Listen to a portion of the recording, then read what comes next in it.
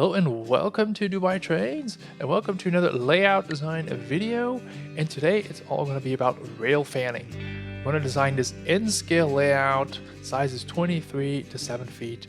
I'm going to take you through the design considerations and also some compromises on those considerations that I took to create this layout for, again, rail fanning. The scenery is West Coast US based, and we'll go all the way from sunny, let's say, San Diego up north to snow-topped mountains. So let's dive straight in. So here you see the entire room, and we're only using the top half, and the client actually already has a benchwork. So we're going to design a layout to go on top of that. So we're already straight off the bat a bit constrained on what we can do shape-wise, and it comes with some other compromises that I'll talk to you about in a minute. So what I tried to do when making a layout for rail fanning is really chop up the track so it doesn't just follow the edge of the layout. So that's a little bit what you see here on the north side. So let's just go through the design, start at the beginning, and then we'll talk a little bit about the considerations later. So let's go through the design step by step. So here at the very beginning, I would say we have a nice single track section that hugs here the Rocky Coast, very, let's say, Highway 1 Monterey area like. And then we go to the passenger station. So we have 3 tracks served by 3 platforms. But coming from this line right here, we can access these 2 south ones. We have another line coming in here that dives in between the bushes and a little bit into a tunnel and the buildings right there. This is meant to be a more modern section of the town, where here on the left we have a bit more older section of the town with the Commerce Street right here. It's all very spaciously set up as it is in Southern California. Here we have a station, of course, for the passengers, a lot of parking, and again, very spacious. Now, the client did want to have some switching abilities and also the dreaded intermodal yard. And I say dreaded because intermodal yards always take so much space. So here we have 2 sets of intermodal tracks where the intermodal cars can be serviced. And from this turnout, here is just a little switching section. So we have a runaround here, leads to an industry right there, and we can go in the other direction and serve these industries right here.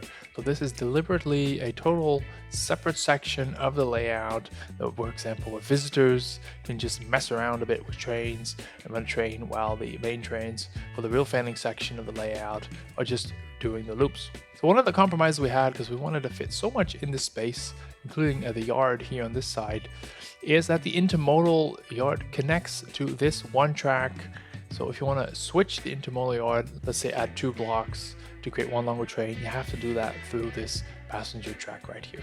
Of course, when planning for a station like this, you always need to make sure that most of the trains can go to most of the locations. So coming in from the way left bottom here, with this turnout, we can go to this station platform, this platform, and this platform.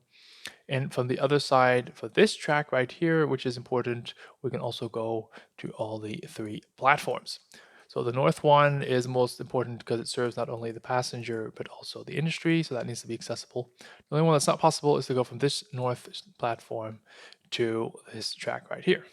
So on the left, let's continue around the curve.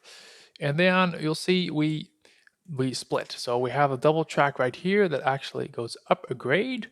So we're going up and over. So we're going up here along the back wall, this blue line. And then we go over the track here with this yellow orangey bridge.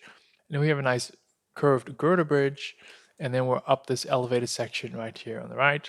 So that's one of the tricks that you really want to try to do if you have a rail fanning layout, is create some elevation, because it creates not only interest in the trackage where 2 tracks go over each other and under each other, but the scenery itself will also be a little bit more interesting if it's not completely flat, unless if that is what you're modeling, of course. So here the other turnout goes to the yard. Right here we have 1, 2, 3, 4, 5, 6 tracks. This turnout right here is also relevant, because if you're on the inner track and you want to go to the yard, you need to take this crossover right here and then go to the yard as such. So then we have a 1 track that could be the arrival departure, and that also quote unquote bypasses the yard. That's right here. Here we have a fueling station right here. We also have a bypass track to bypass the fueling station if you just want your engines to go to the maintenance shed right here.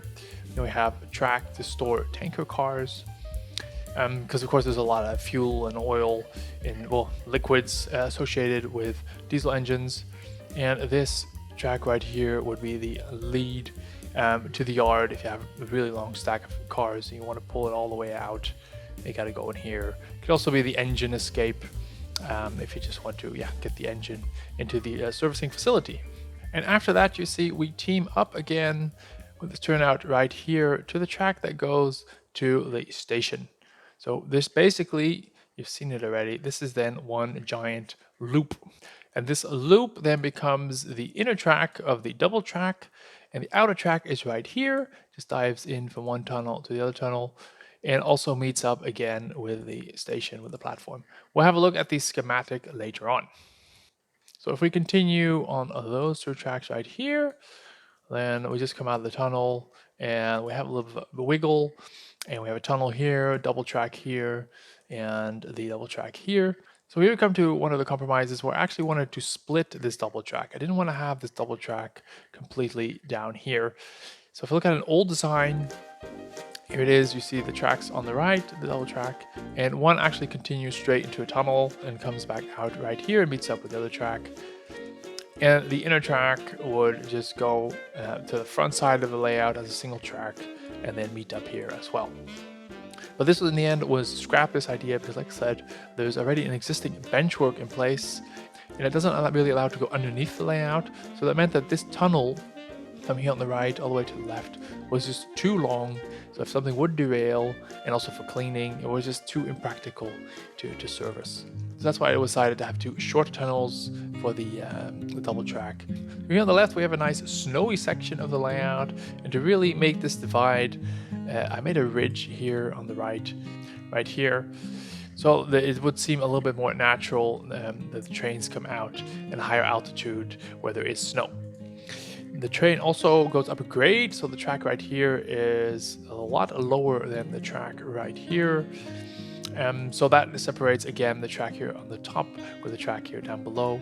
There's also something to do here. There's this one spur with a little platform at the end. You can also put some maintenance away equipment here. And this road here runs up the hill into the mountain, into the snowy and pine tree infested area. Here we have a little snow shed as well, just to illustrate that this is a very snowy, hilly, and rural area. So after that, the train continues here back into the green lush section of the layout.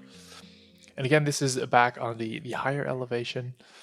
And we have another station with two platforms. There's just a transfer track here, a small industry here, so something to do on this section as well. And further on the elevated section, we have another industry here with two spurs. And then we head back down the grade all the way from this area right here to about here with a 1.75% grade, and then back into the station. So that was the design. Let's have a quick look at the schematic. So this design, as you see, is a double track all the way around. We do have the line splitting up here where one follows the coast and the other one goes into the tunnel right there. And one thing to note is that the yard is basically you could say a stub end yard. It is a through yard. You can go through it, and that turns the train around and reconnects to the other direction. So I would use it as a stub end yard. It is lined out for that as well, because the terminal is all on this side, and we have a yard lead there. So it's really easy to use as a stub end yard, as well as a through yard if you want to. And the advantage of that is that this is basically a separate area. So when you're rail fanning for guests, entertaining guests, the trains can just run around on this double track loop. And then we have a little switching area right here. We went over that, where some guests can just have fun. And then here in the yard is totally separate as well. So you can really do some serious switching classification work if you want to do so. So that was this design. If you want to get your hands on it, look at my Patreon page. I'll put the link down below where you can purchase this design as a one-off, or become a Patreon and you get access to all the designs for a smaller monthly fee. Thank you guys all for watching. That's it for today. Bye-bye.